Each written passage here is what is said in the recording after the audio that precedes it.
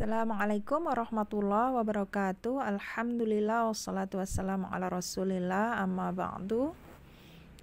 Kita akan lanjutkan, yaitu sekarang bab niat sholat ya. Saya screenshot dulu karena niat sholat ini agak harus ditunjuk-tunjuk ya. Nah, kita lihat di sini an-niyatu ya, salah satu darojatin. Niat itu ada tiga tingkatan. Yang pertama adalah nomor satu adalah jika sholat fardu atau sholat wajib, maka wajib menyengaja berbuat. Ya, menyengaja berbuat di sini apa? Wajaba qasdul fi'li ya, wajaba qasdul fi'li bahasa Arabnya. Artinya itu nanti lafaznya adalah usolli gitu ya. Jadi niat sholat. Ini yang dimaksud qasdul fi'li. Lalu berikutnya adalah ta'yin. Ya, jadi harus ada ta'yin, yaitu menentukan jenis sholatnya. Dia sholat sunnah ataukah dia sholat zuhur atau sholat duha gitu ya. Ini namanya ta'yin ya. Ditentukan sholat duhur, apa sholat duha, apa sholat tahiyatul masjid gitu. Nah, lalu yang ketiga adalah fardiyah. Fardiyah yaitu maksudnya dia sholat sunnah ataukah sholat fardu gitu. Ini yang dimaksud dengan menentukan lafaz dia fardiyahnya gitu. Ya, jadi ada tiga rukun di sini ya. Jika sholat fardu harus ada tiga-tiganya, fi'lu, ta'yin, dan fardiyah. Ini yang dimaksud yang nomor satu ini ya. Ya, jadi kalau sholat yang wajib ya, sholat fardu, maka harus ada tiga-tiga ini, lafaz fi'lu, lafaz ta'yin, lafaz fardiyah. Lafaz fi'lu adalah usolli gitu kan. Lalu lafaz ta'yinnya adalah misalnya sholat adzuhri gitu kan, atau sholat adduha, atau sholat tahiyatul masjid gitu kan. Nah, fardiyahnya yaitu fardhon lillahi ta'ala atau sunnatan lillahi ta'ala gitu ya. Dia ditentukan sholat sunnah ataukah sholat fardu gitu. Maka lengkapnya usolli sholat adzuhri fardhon lillahi ta'ala, biasanya seperti itu ya. Ya, ini kalau sholat wajib harus ada tiga lafaz ini, tiga lafaz niat ini. Nah, lalu yang nomor dua adalah jika sholat sunnah mu'aqqad ya. Mu'aqqad itu adalah yang ditentukan waktunya ya, sholat yang ditentukan waktunya.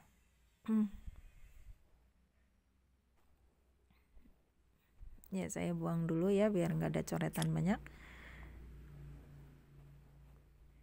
Ya, yang disebut mu'aqqad di sini yaitu sholat yang ditentukan waktunya, sholat sunnah yang ditentukan waktunya. Misalnya adalah sholat sunnah rawatib, itu kan sudah ditentukan waktunya ya. Sholat sunnah rawatib itu kan ada yang mu'aqqad, sangat dianjurkan, dan ada yang ghairu mu'aqqad ya, tidak begitu dianjurkan gitu ya.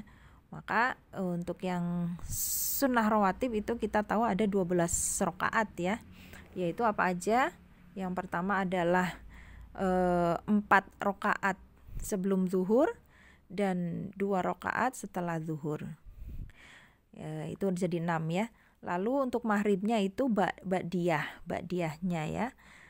Atau setelah maghrib yaitu 2 rakaat. Lalu untuk sholat isya ba'diyahnya juga yaitu 2 rakaat. Untuk sholat subuh qobliyahnya atau sebelum subuh itu 2 rakaat. Menjadi totalnya untuk sunnah rawatib yang mu'aqqad atau yang sangat dianjurkan yaitu 12 rakaat dalam 5 waktu tersebut. Nah, adapun yang ghairu mu'aqqad ya, sholat sunnah rawatib yang ghairu mu'aqqad itu semuanya ada qobliyah dan ba'diyahnya di sholat 5 waktu itu, kecuali sholat subuh. Kalau sholat subuh itu nggak ada ba'diyah subuh, nggak ada ya. Yang ada hanya qobliyah qobliyah subuh atau sebelum subuh yaitu 2 rakaat. Adapun sholat zuhur, qobliyah ba'diyah ada. Sholat asar, qobliyah ba'diyah boleh. Lalu sholat maghrib juga qobliyah ba'diyah. Sholat isya juga bisa qobliyah dan ba'diyah. Itu adalah sholat sunnah rawatib yang sifatnya ghairu muakkad gitu. Bisa dipahami ya. Jadi yang sholat sunnah rawatib yang muakkad itu ada 12 rakaat. Nah, lalu berikutnya adalah sholat sunnah yang jenis kedua, yaitu yang memiliki sebab. Misalnya sebabnya karena masuk masjid, maka disebut sholat sunnah tahiyatul masjid gitu kan. Atau sebabnya karena wudu, maka ini namanya sholat sunnah wudu gitu kan. Kalau duha berarti masuk yang mana? Kalau duha berarti masuk yang sunnah muakkad yang ditentukan waktunya, karena sholat duha itu waktunya sudah ditentukan, yaitu setelah matahari terbit gitu kan, waktu-waktu tersebut ya hingga siang. Nah itu untuk penjelasan di sini sholat sunnah ya. Maka di sini gimana kalau sunnah yang muakkad dan yang ada sebabnya ini? Maka wajib menyengaja berbuat dan ta'yin, atau wajib qasdul fi'li wa ta'yin. Qasdul fi'li adalah maksudnya tadi lafaz usolli gitu ya, usolli gitu, wajib ada usollinya, lalu ditakyin ya, karena dia adalah sholat sunnah yang ditentukan waktunya atau karena sebab, maka harus ada takyinnya. Takyinnya tadi misalnya sholat ad-duha gitu ya, atau sholat tahiyatul masjid gitu ya, itu adalah takyinnya ya. Jadi kalau sholat sunnah itu harus dua lafaz, harus ada 2 lafaz, lafaz usolli dengan jenis sholatnya apa, sholat duha ataukah sholat rawatib gitu ya. Nah lalu berikutnya adalah nomor 3, kita lihat jenis ketiga, yaitu apabila sholat sunnahnya adalah sholat sunnah mutlak. Mutlak itu tidak terikat waktu, pokoknya kita lagi pingin sholat aja gitu kan. Nah ini namanya sholat sunnah mutlak, tidak terikat waktu gitu. Maka wajib menyengaja berbuat saja, maksudnya kita hanya mengucap usolli aja ya, tanpa ditambahkan sholat al mutlak, nggak usah ya, cukup kita mengucapkan lafaz usolli. Usolli kan artinya saya niat sholat gitu kan. Nah ini udah selesai ya tentang cara melafazkan niat. Nah lalu kita lihat di sini al-fi'lu, ini penjelasan yang tadi ya. Al-fi'lu itu apa ya? Yang dimaksud berbuat di sini adalah lafaz usolli gitu. Lalu yang disebut ta'yin itu apa? Yaitu ucapan zuhur atau asar gitu. Jenis sholatnya apa? Jenis sholatnya zuhur, apa asar, apa duha gitu. Ini yang dimaksud dengan ta'yin ya, definisi ta'yin. Lalu yang dimaksud definisi fardiyah itu apa? Ucapan fardu atau sunnah gitu. Makanya di sini wal fardiyatu fardon. Ya, fardon di sini artinya fardolillahi ta'ala, biasanya seperti itu lafaznya ya. Bisa dipahami ya, ini tentang lafaz niat. Jadi terbedakan bagaimana cara melafazkan kalau sholat fardu, bagaimana cara melafazkan niat kalau sholat sunnah yang muakkad dan sholat sunnah yang ada sebabnya. Lalu yang jenis ketiga tadi adalah sholat sunnah mutlak. Kalau sholat sunnah mutlak hanya mengucapkan usolli saja. Adapun kalau sholat sunnah yang muakkad dan yang ada sebab, usolli ditambah takyinnya, duha atau rawatib gitu ya. Nah terus kalau sholat fardu atau sholat wajib itu harus ada 3 lafaz, usolli, sholat zuhri, fardolillahi ta'ala, seperti itu. Bisa dipahami ya. Jadi ini pembeda niat antara sholat fardu, sholat sunnah yang muakkad, dan sholat sunnah yang mutlak.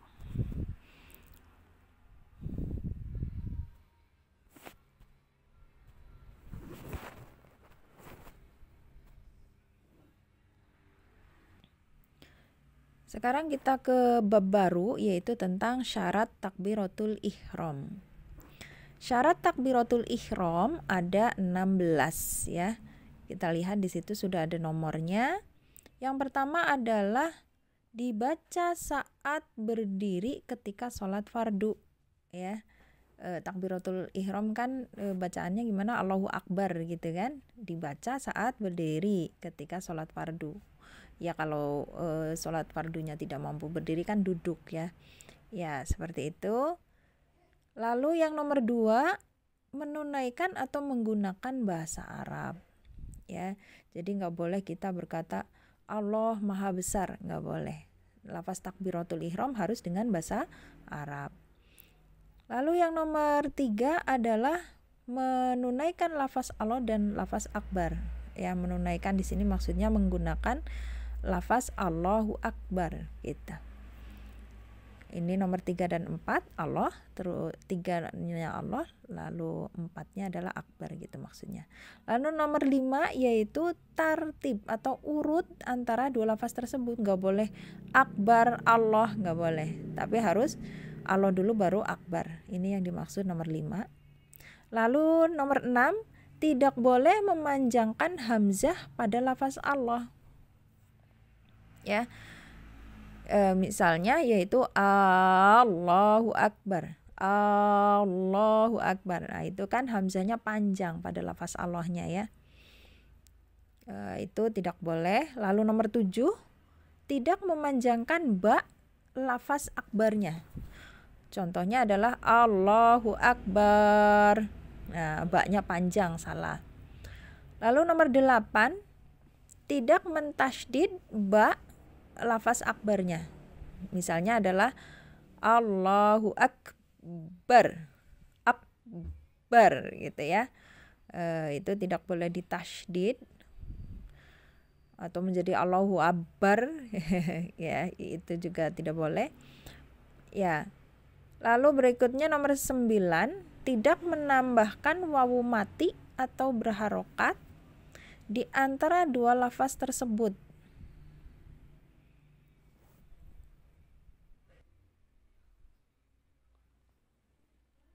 Ya, di sini poin ke-9, tidak boleh menambahkan wawu mati atau berharokat di antara dua lafaz, yaitu menjadi Allahu Akbar, wakbar gitu, nggak boleh ya. Itu yang dimaksud nomor 9. Nomor 10, tidak boleh menambahkan wawu sebelum lafaz Allah. Berarti menjadi Wallahu Akbar, nggak boleh ya. Lalu nomor 11, tidak berhenti di antara dua lafaz takbir baik lama atau sebentar. Ya, di antara Allah dengan akbarnya misalnya berhenti dulu Allahnya. Allah Akbar. Ya, itu juga salah ya. Lalu nomor 12, dirinya mendengar semua huruf-hurufnya. Ya, jadi lafaz takbiratul ihramnya agak keras ya. Jika sholatnya munfarid atau sholat sendiri, maka suaranya agak keras dikit. Allahu Akbar gitu ya. Allahu Akbar ya, seperti itu. Kalau sholat jamaah tentunya lebih besar ya, atau jahr. Ini yang dimaksud nomor 12. Lalu sekarang nomor 13, sudah masuk waktu sholat muaqqat atau sholat yang terikat waktu ya. Jadi sudah masuk waktu sholat, misalnya adalah sholat subuh ya, sudah masuk waktu sholat subuh. Kita mau sholat subuh itu terus takbiratul ihram ya. Lalu nomor 14, dilakukan ketika menghadap kiblat ya. Jadi namanya sholat itu kan menghadap kiblat gitu kan. Lalu nomor 15, tidak merubah satupun huruf-huruf takbir ya. Huruf takbir ya Allahu Akbar, nggak boleh dirubah ya dengan huruf lain. Lalu nomor 16, mengakhirkan takbir makmum dari takbir imam ya. Jadi ini tentunya dalam sholat jamaah ya, harus takbir imam dulu baru takbir makmum maksudnya ya. Namanya makmum itu setelah imam kan mengucapkannya gitu. Ya, ini 16 syarat takbiratul ihram. Sekarang kita ke bab baru lagi, yaitu tentang syarat Al-Fatihah ya. Di sini tentang syarat Al-Fatihah. Ada 10 ya. Kita lihat poin-poinnya di situ. Nomor 1 yaitu at-tartibu, yaitu tartib atau berurutan ya. Ya tentunya dari basmalah dulu gitu kan, lalu alhamdulillahirrahmanirrahim ya, itu namanya tartib ya, berurutan lafaznya. Lalu yang nomor 2 adalah al-muwalah, yaitu urut dan tidak disela ya. Jadi misalnya alhamdulillahirabbil alamin, nggak boleh jeda lama, tapi langsung ar-rahmanirrahim. Ini yang disebut muwalah, sama seperti wudu ya, nggak ada jeda antara dua kata atau dua ayatnya. Lalu nomor 3 al-mura'atu hurufiha, yaitu menjaga hak huruf-hurufnya. Ya, jadi huruf-hurufnya itu makhraj dan sifatnya harus benar ya. Ini yang dimaksud nomor 3. Lalu nomor 4 menjaga tasydidnya. Masya Allah ya, kitab ini itu sangat memperhatikan makhraj dan sifat hurufnya ya, pembacaan lafaz-lafaz di Al-Fatihahnya. Karena apa? Karena Al-Fatihah adalah termasuk rukun sholat ya, otomatis. Lalu berikutnya yaitu nomor 5, tidak berhenti baik lama ataupun sebentar dengan tujuan memutus bacaan ya. Jadi tidak berhenti lama, misalnya alhamdulillahirabbil alamin berhenti lama, lalu ar-rahmanirrahim itu nggak boleh ya, tapi langsung alhamdulillahirabbil alamin ar-rahmanirrahim ya, dilanjutkan gitu ya. Itu maksud nomor 5. Lalu nomor 6 yaitu membaca semua ayatnya termasuk basmalah. Ya, karena di sini ulama ada ikhtilaf ulama tentang apakah basmalah termasuk bacaan Al-Fatihah atau termasuk surat Al-Fatihah atau bukan gitu kan. Nah, lalu ulama bersepakat bahwa basmalah termasuk bagian dari Al-Fatihah gitu ya. Nah, lalu setelah ada ikhtilaf basmalah apakah Al-Fatihah atau bukan, juga ulama berselisih lagi apakah bacaan basmalah ini bacanya sir ataukah jahar gitu. Nah, untuk mazhab Syafi'i ini bacaan basmalahnya dibaca dengan jahar atau keras ya. Jadi pada saat imam di masjid itu, untuk yang mazhabnya Imam Syafi'i biasanya basmalah dijaharkan ya, karena mengikuti mazhab Syafi'i ini. Bismillahirrahmanirrahim, alhamdulillahirabbil alamin gitu ya. Itu seputar basmalah ya. Lalu poin nomor 7 yaitu tidak melakukan lahan atau salah baca yang bisa merubah makna ya. Jadi kalau merubah makna otomatis berdosa gitu ya. Jadi namanya lahan jali ya, lahan yang merubah makna ya, tidak boleh. Contohnya harokatnya salah, lalu hurufnya tertukar-tukar ya, ha dibaca ha misalnya kan, atau sin dibacanya shin, zai dibacanya sin misalnya ya, seperti itu. Lalu nomor 8 atau menambah, misalnya menambah panjang mat ya, ini termasuk lahan jali juga ya, menambah panjang mat atau mengurangi panjang matnya. Lalu nomor 8 membacanya ketika berdiri saat sholat fardu ya. Jadi ini tadi ya, jadi dibaca berdiri saat sholat fardu, tentunya kalau berdiri bagi yang mampu ya, kalau tidak mampu bisa dengan duduk.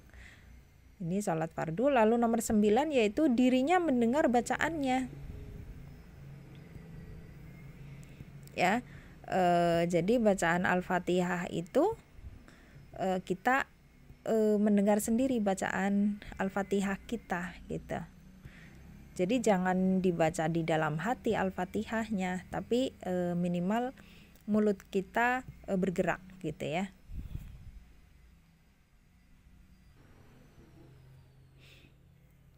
Ya, lalu berikutnya adalah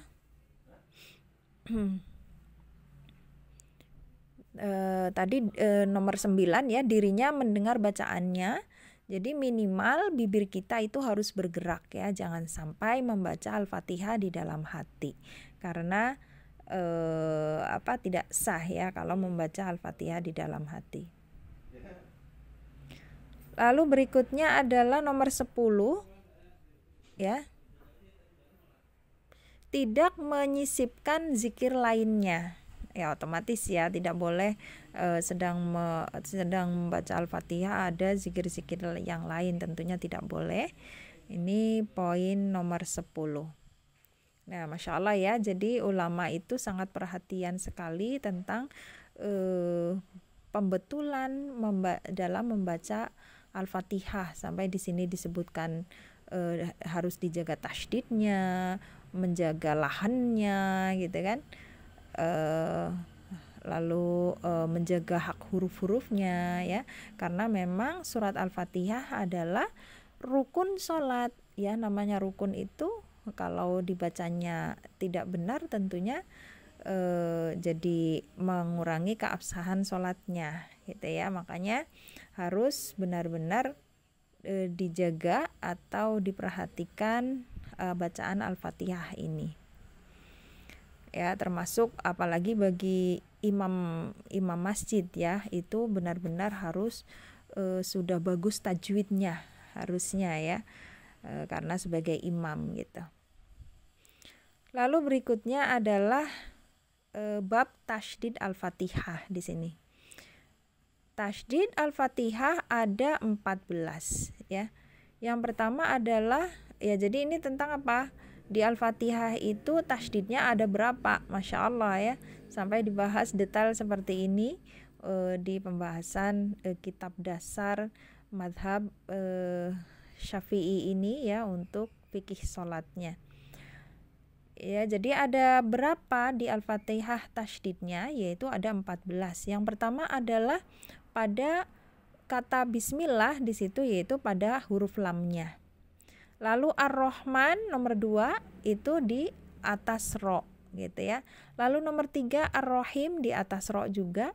Lalu 4 Alhamdulillah di atas lam jalalah. Lalu Rabbil Alamin di atas ba ya. Lalu Ar-Rahmani di atas ro, Ad-Dini pada Maliki Yaumiddin di situ di atas dalnya tasydidnya. Lalu Iyyaka na'budu di atas ya-nya tasydidnya ya. Lalu Iyyaka nasta'in juga di atas ya tasydidnya. Lalu Ihdinas siratal mustaqim di atas shad tasydidnya ya. Jadi ada 10, lalu ditambah ke-11-nya adalah siratal ladzina pada di atas lamnya. Lalu an'amta alaihim ghairil maghdubi alaihim tidak ada. Lalu pada waladhdallin baru ada di atas dodnya dan di atas lamnya ya.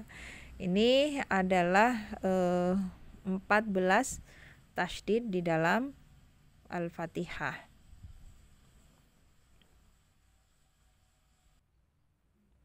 Ya, jadi Masya Allah ya, dibahas detail sekali tentang tasydidnya juga ya, tentang Al-Fatihah.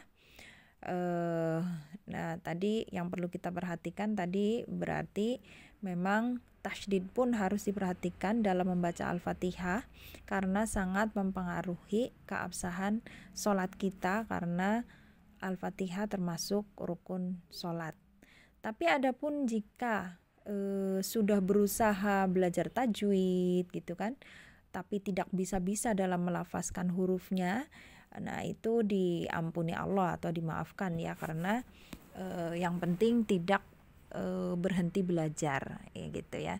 Adapun kalau malas belajar tajwid, nah itu yang berdosa ya, karena ada di dalam rukun sholat. Jadi harus dipelajari benar-benar cara yang benar di dalam membaca Al-Fatihah.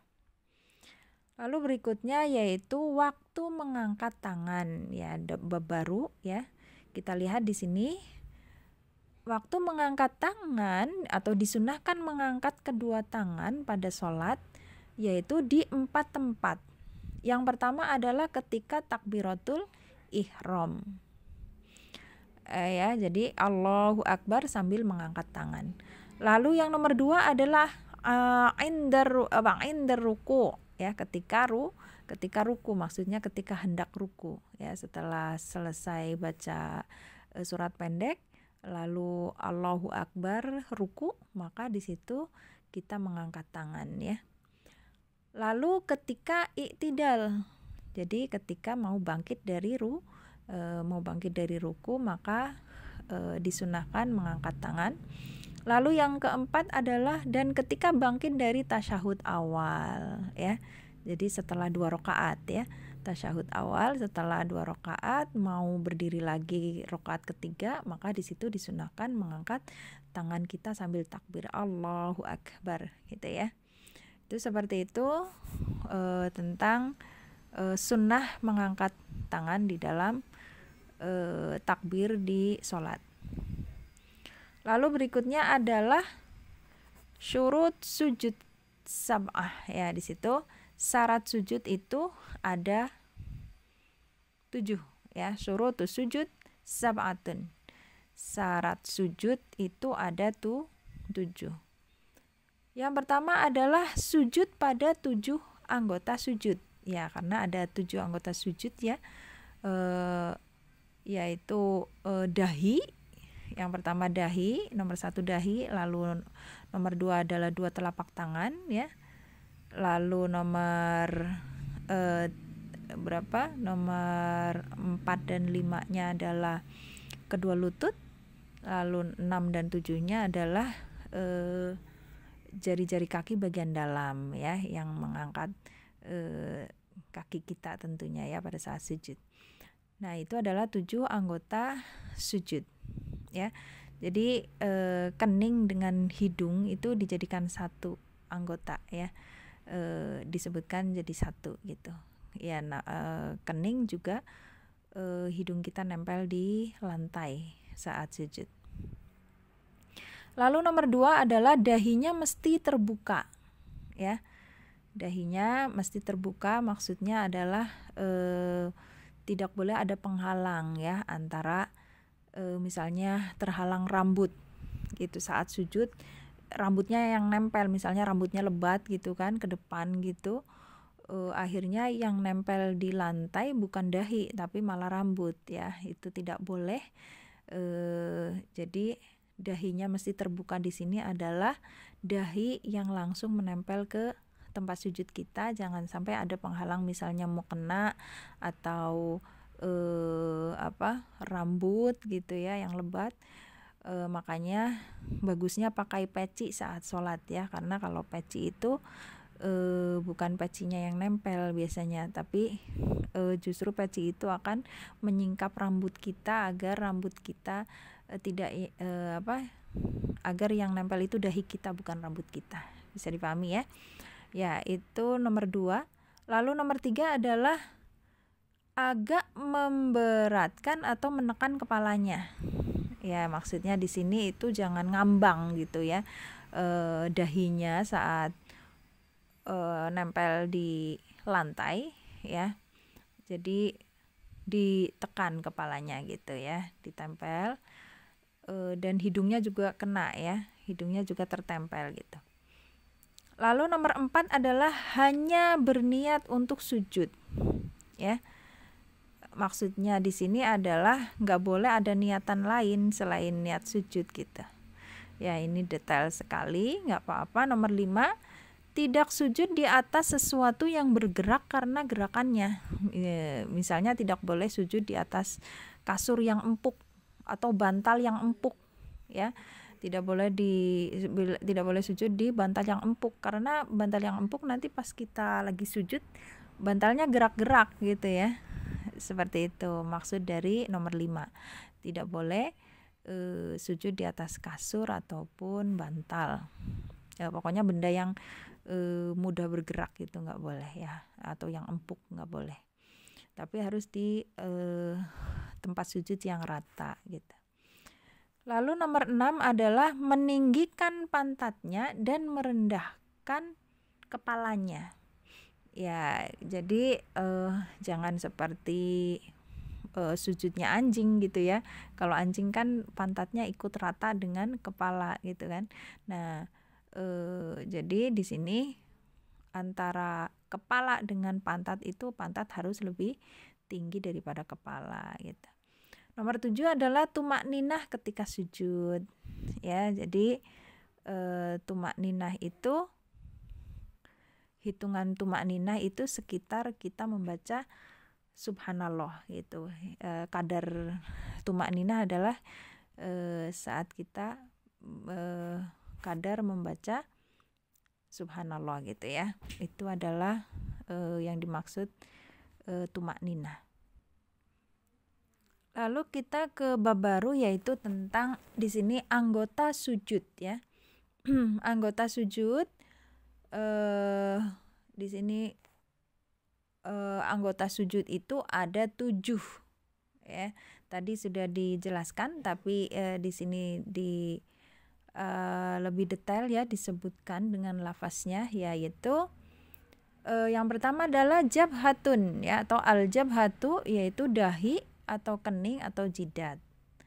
Lalu jadi jadi keningnya ya, jangan sampai yang menempel itu bagian rambut atas itu biasanya ada yang seperti itu ya, salah ya, tapi dia keningnya yang menempel ke lantai. Lalu wabutunu asobi kafain, yaitu bagian dalam 2 telapak tangan, 2 ya. Jadi tangan yang 1 dan tangan yang 2 kan kalau sujud ya. Lalu rukbataini, yaitu 2 lutut. Lalu wabutunu asobi rijlaini, dan bagian dalam dari dua jari kaki ya, karena dalam jari-jari 2 kaki ya. Yaitu adalah 7 anggota sujud ya, bisa dipahami lah ya. Lalu berikutnya adalah tasydid tasyahud, itu ada 21 ya. Ini dalam bacaan tasyahud ya. Dalam bacaan tasyahud itu di sini didetailkan ada berapa tasydid di situ agar bacaan tasyahudnya benar ya. Jangan sampai tidak ditasydid gitu. Harusnya ditasydid, tidak ditasydid. Nah, makanya di sini didetailkan dengan jelas mana-mana lafaz dari tasyahud yang harus ditasydid. Di sini tadi ada 21 tempat ya. Yang 5 merupakan tambahan pada bacaan full version, atau maksudnya bacaan yang lengkap tasyahudnya, dan yang 16 adalah bacaan minimal. Nah, yang akan kita baca ini adalah bacaan yang lengkap ya. Bacaan yang lengkap berjumlah 21 tasydid pada bacaan tasyahud. Yang pertama adalah at-tahiyyatu ya, di situ tasydidnya pada ta dan ya. Atau saya screenshot dulu ya biar bisa saya tunjuk-tunjuk. Ya, kita lihat di sini at-tahiyyatu, yaitu pada ta dan ya. Lalu at-tahiyatul mubarakatus yang kedua ini mubarakatus sholawatu, itu ada pada shotnya, tasydidnya. Lalu at-tahiyatul mubarakatus sholawatut thayyibat, yang ketiga thayyibat, itu ada pada 2 tasydid, yaitu to dan ya. Lalu thayyibatul lillahi pada Allah ada pada lafzul jalalah lamnya. Lalu at-tahiyatul mubarakatus sholawatut thayyibatul lillah. Assalamu alaika ayyuhan nabiyyu ya, wa rahmatullahi, kita baca dulu ya, wa barakatuh gitu. Assalamu di sini, assalamu alaina wa ala ibadillahis sholihin. Asyhadu alla ilaha illallah wa asyhadu anna Muhammadar Rasulullah. Nah, ini tinggal dilihat misalnya as-solihin pada kata sod, pada huruf sodnya, asyhadu alla ilaha di situ pada lamnya, alif lamnya ya. Lalu illallah di situ ada 2 pada lam ilah dengan lafzul jalalah Allah. Lalu wa asyhadu anna pada nunnya ya. Nah, ini semuanya berjumlah 21. Masya Allah ya, detail ya, dibahas tentang cara yang benar di dalam membaca bacaan tasyahud ya. Terutama harus diperhatikan tasydidnya ini. Lalu berikutnya adalah tasydidnya sholawat ya. Di sini dibahas tasydidnya sholawat. Kita lihat di situ tasydid pada bacaan minimal sholawat kepada Nabi ada 4 ya. Atau saya screenshot lagi ya biar bisa dicoret-coret biar lebih paham. Nah, kita lihat di sini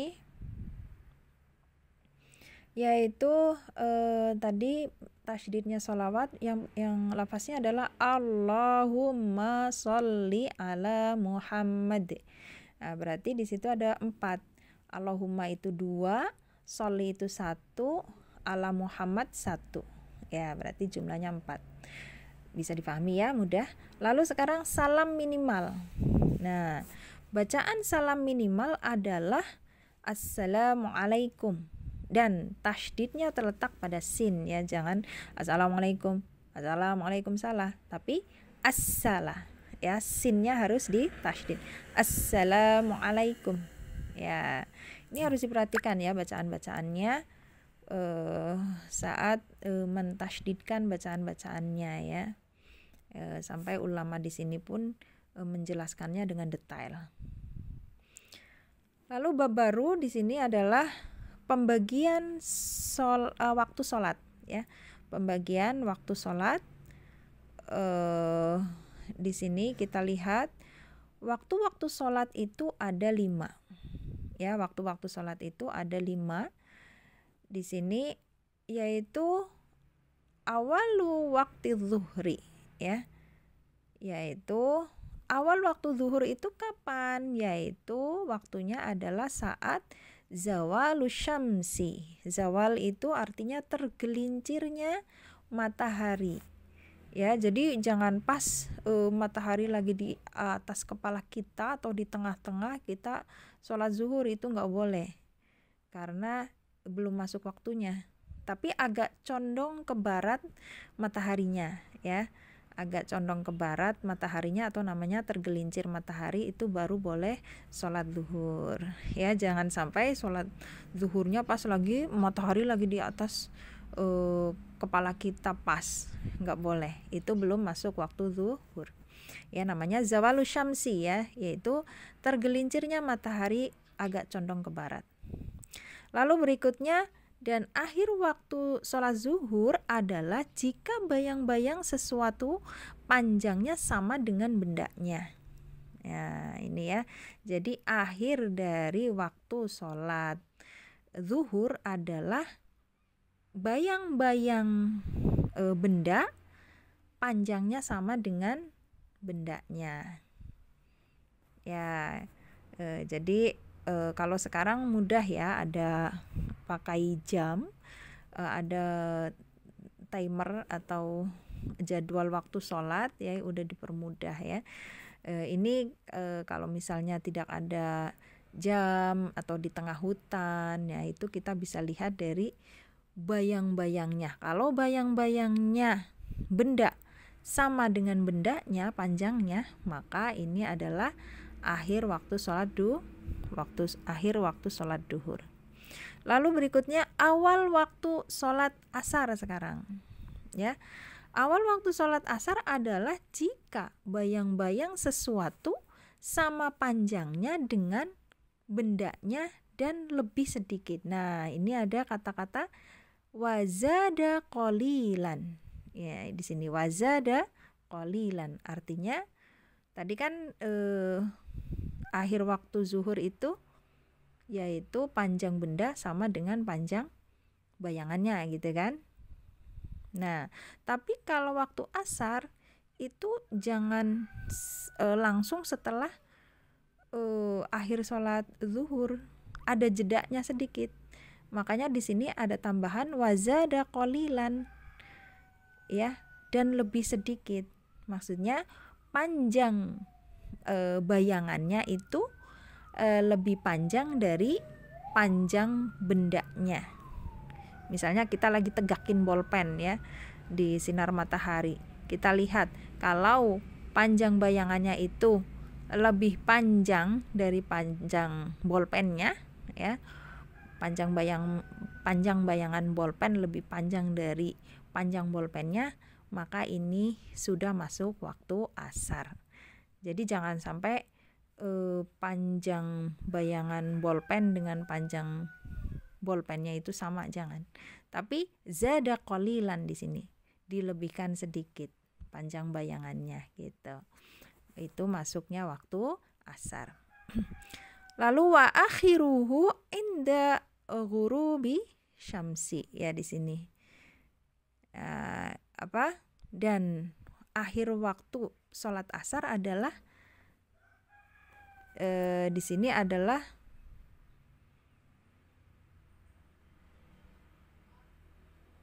ya terbenamnya matahari, ya, dan akhir waktu sholat asar adalah terbenamnya matahari, karena kalau terbenamnya matahari itu untuk maghrib gitu kan. Makanya di sini berikutnya adalah wa awalu waqtil maghrib ghurubus syamsi, ya. Jadi setelah akhir waktu asar berarti itu adalah waktu untuk sholat maghrib, ya. Tapi kalau dari zuhur ke asar itu ada jeda sedikit, ya, yaitu dihitung dari tadi zada qalilan, ya. Tapi kalau dari asar ke maghrib itu nggak ada jeda, ya. Jadi kalau berakhirnya waktu asar maka dia adalah masuknya waktu berarti dia adalah waktu maghrib gitu. Bisa dipahami ya. Lalu berikutnya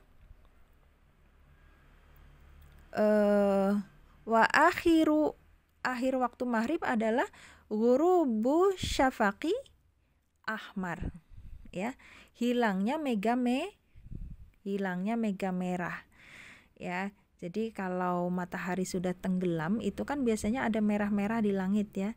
Nah itu kan masih waktu sholat maghrib itu, ya. Nah kalau udah hilang mega merahnya di langit, udah nggak ada warna merah-merah di langit, maka itu adalah masuknya waktu isya, ya. Wa awalu waqtil isya ghurubus syafaqil ahmar, yaitu hilangnya warna merah di langit, ya. Itu berarti waktu isya atau udah gelap, ya. Kalau nggak ada merahnya berarti udah gelap itu. Lalu berikutnya adalah dan akhir waktu isya, nih ya, wa akhiruhu tulu'ul fajri shodiq, ya. Jadi akhir sholat isya adalah dan akhir waktunya adalah munculnya fajar shodiq, ya. Karena fajar itu kan terbagi dua, ada fajar kadzib dengan yang kedua adalah fajar shodiq. Fajar kadzib itu kapan, ya? Fajar kadzib itu adalah kadzib dari kata bohongan gitu. Fajar yang bohongan itu yaitu untuk membangunkan orang-orang agar bangun dulu gitu. Kalau di Saudi itu masih ada 2 azan, ya. Kalau subuh, kalau mau masuk waktu subuh itu ada 2 azan kalau di Saudi. Yang azan pertama adalah untuk membangunkan membangunkan orang untuk bersiap-siap sholat atau untuk sahur biasanya, ya. Itu fajar kadzib. Nah, adapun kalau fajar shodiq adalah benar-benar waktu sholat subuh gitu, ya.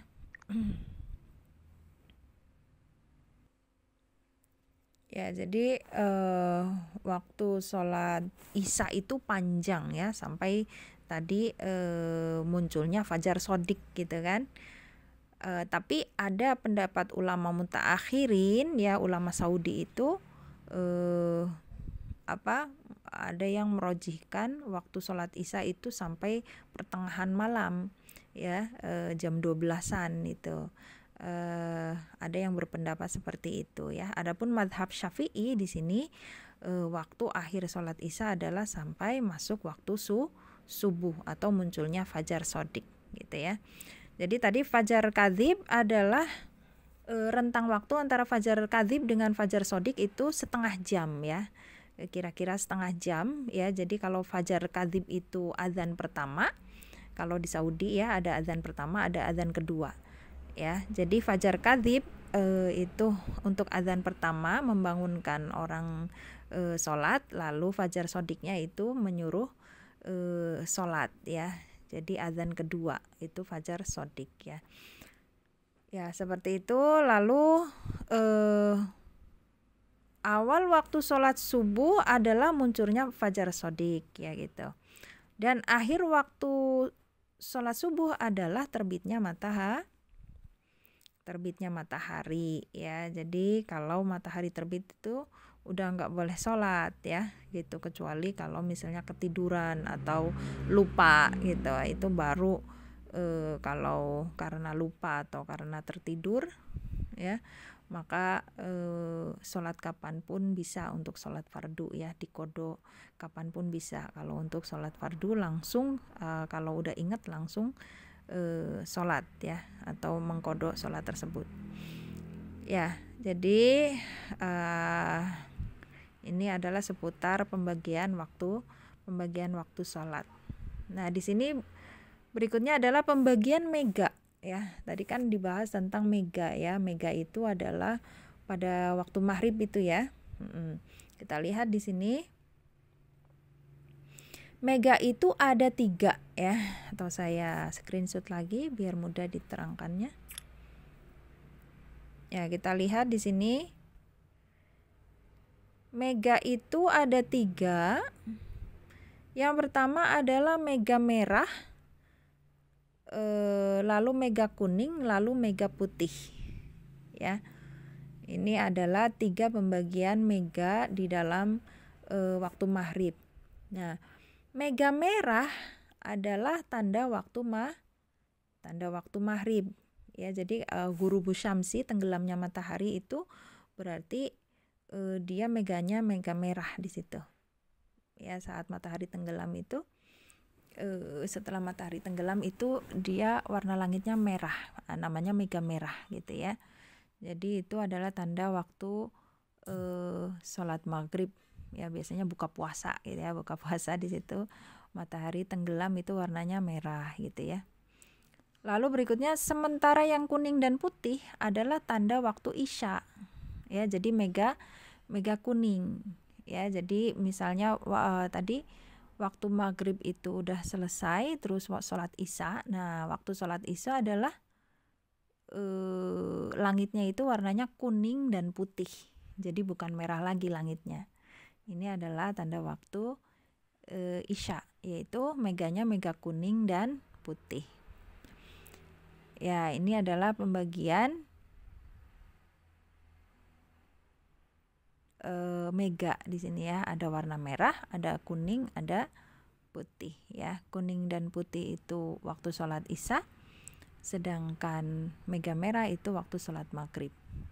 Dan disunahkan mengakhirkan sholat isya di sini ya, hingga hilangnya mega merah dan putih ya. Jadi di sini disunahkan mengakhirkan sholat isya hingga hilangnya mega merah dan putih ya. Makanya kalau misalnya ada kajian dari maghrib ke isya, itu pada saat kajian itu biasanya imamnya mengakhirkan sholat isya, itu bagus ya.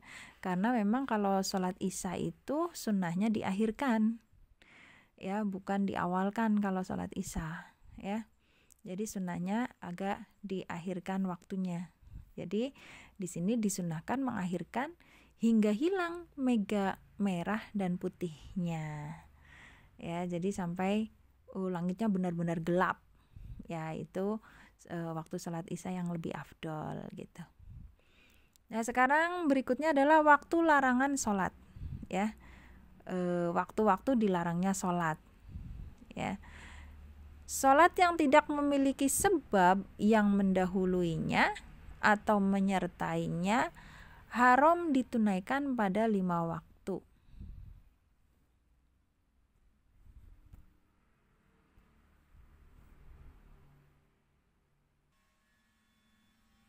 Ya, di sini kita lihat ya.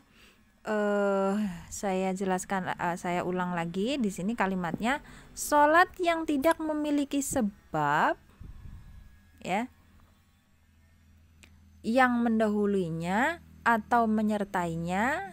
Ya, misalnya kan kalau sholat yang punya sebab itu karena sebabnya adalah sholat rawatib ya, sebabnya adalah sholat duha, sholat tahiyatul masjid, sholat sunnah wudhu, itu kan ada sebabnya. Sebab wudhu maka jadi sholat sunnah wudhu, sebab masuk masjid maka dia sholat sunnah tahiyatul masjid, atau sebab karena ada gerhana maka dia ada sholat sunnah gerhana. Nah, ini adalah sholat-sholat yang memiliki sebab ya.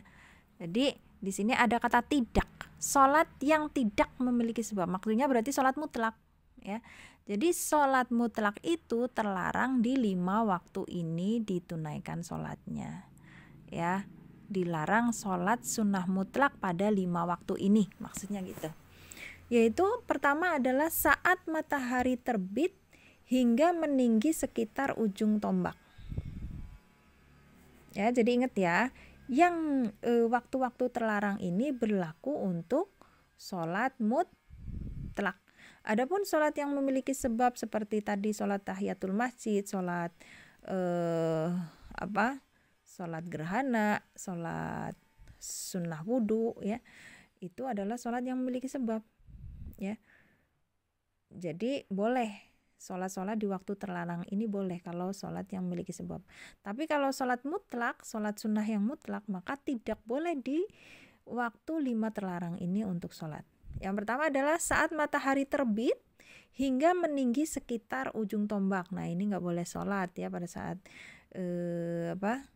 pada saat waktu ini ya. Misalnya saat matahari terbit sholat duha nggak boleh ya, karena di situ adalah sholat belum masuk waktu duha di situ ya. Waktu duha itu ditunaikan setelah matahari itu setinggi 1 tombak gitu. Karena sholat duha itu sholat yang muakkad, ditentukan waktunya ya di situ ya. Jadi pokoknya kalau sholat mutlak itu tidak boleh dilaksanakan di saat matahari terbit hingga matahari setinggi ujung tombak. Sekitar jedanya adalah atau kadar waktu dari matahari terbit sampai matahari setinggi tombak adalah 15 menit ya. Jadi 15 menit tersebut itu tidak boleh sholat gitu. Nah, setelah matahari setinggi tombak maka boleh sholat duha di situ ya. Waktu sholat duha yang paling awal yaitu setelah matahari setinggi 1 tombak. Ya, lalu nomor 2 adalah ketika waktu istiwa matahari di tengah-tengah, ya itu nggak boleh sholat mutlak di situ ya, nggak boleh sholat sunnah mutlak pada saat matahari di atas kepala kita pas, atau saat matahari di tengah-tengah ya, pas lagi panas-panasnya itu ya. Selain pada hari Jumat hingga matahari bergeser ya, jadi harus nunggu matahari agak condong dulu ke barat ya, agak bergeser dulu ke barat, maka boleh sholat mutlak di situ. Nah, di sini ada kalimat selain hari Jumat ya, karena kalau sholat Jumat itu kan sama aja ya, sholatnya itu setelah khotbah. Jadi kan kalau sholat Jumat itu khotbah dulu baru sholat, maka pada saat sholat otomatis matahari sudah bergeser ke barat ya gitu. Lalu nomor 3 adalah ketika mega berwarna kekuning-kuningan hingga matahari terbenam ya, isfiror hatta taghruba ya. Jadi ketika matahari berwarna kuning hingga matahari terbenam. Jadi setelah sholat asar itu kan matahari udah mulai warnanya kuning-kuning gitu ya, hingga matahari terbenam. Nah itu tidak boleh sholat sunnah mutlak pada waktu ketiga ini. Lalu waktu yang dilarang yang keempat adalah setelah sholat subuh hingga matahari terbit. Ya, ini mirip keterangan dengan yang nomor 1 ya. Ya, di sini setelah sholat subuh tapi ya. Makanya setelah sholat subuh itu nggak ada sholat sunnah ba'diyah subuh, itu nggak ada. Karena memang setelah sholat subuh itu nggak ada sholat sunnah gitu ya. Hingga matahari terbit. Lalu nomor 5 waktu terlarang sholat ya, waktu terlarang sholat sunnah mutlak adalah setelah sholat asar hingga matahari terbenam. Ya, setelah sholat asar hingga matahari terbenam. Ini mirip dengan keterangan yang tadi, yaitu nomor 3 di situ ya. Ketika mega berwarna kekuning-kuningan hingga matahari terbenam. Kalau yang nomor 3 itu udah mepet banget maghrib. Ya, itu warnanya kuning-kuning gitu langitnya. Tapi kalau yang nomor 5 itu dari setelah sholat asar hingga maghrib ya, maka yang nomor 5 ini tidak boleh melakukan sholat sunnah mutlak ya. Adapun sholat yang karena sebab ya, maka dibolehkan, misalnya sholat sunat tahiyatul masjid tadi ya. Ya, jadi waktu terlarangnya sholat itu hanya untuk sholat mutlak, sholat sunnah mutlak gitu ya. Adapun sholat sunnah yang muakkad yang ditentukan waktunya ya, kita tahu misalnya sholat duha, waktunya itu dari setelah matahari setinggi tombak gitu kan ya. Harus diperhatikan apa definisi sunnah sholat sunnah muakkad, apa definisi sholat sunnah yang karena sebab gitu ya, lalu apa definisi sholat sunnah mutlak ya. Kalau sholat sunnah mutlak ya pokoknya sholat sunnah yang nggak ada sebabnya, terus nggak ditentukan waktunya, terus kita pengen sholat aja gitu ya, itu namanya sholat sunnah mutlak. Ya, lalu berikutnya